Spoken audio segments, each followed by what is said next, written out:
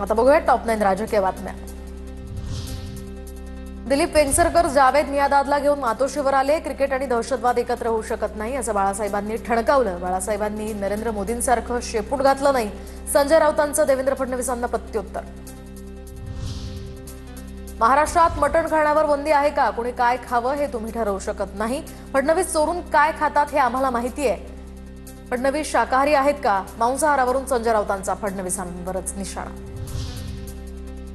संजय राऊतांनी शेण खाल्लंय का? फडणवीसांबद्दल बोलताना यापुढे तोंड सांभाळून बोला, अन्यथा जशास तसं भाषेत उत्तर देऊ। भाजपच्या नवनाथ बन यांचं राऊतांना उत्तर। सुप्रिया सुळेंनी दुसऱ्या धर्मासंदर्भात बोलण्याची हिंमत दाखवावी, त्यांना फक्त आमच्या देवाबद्दलच बोलायचं आहे। नितेश राणेंचा सुप्रिया सुळेंवर निशाणा। खासदार सुप्रिया सुळे यांच्यासारखं सत्य बोलण्याचं धाडस मुख्यमंत्री आणि उपमुख्यमंत्र्यांनी दाखवलं तर 1001 रुपयांचं बक्षीस देणार। राष्ट्रवादी काँग्रेस पवार गटाचे प्रवक्ते विकास लवांडे यांचं आव्हान।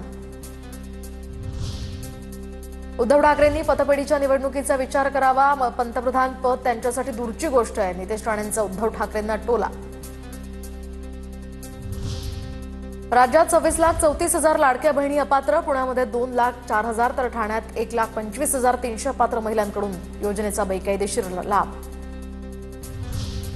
मग काय लाडकी बहीण योजना बंद करायची का? लाडकी बहीण योजनेतील बोगस लाभार्थ्यांबद्दल विचारलेल्या प्रश्नावर अजित पवार संतापले।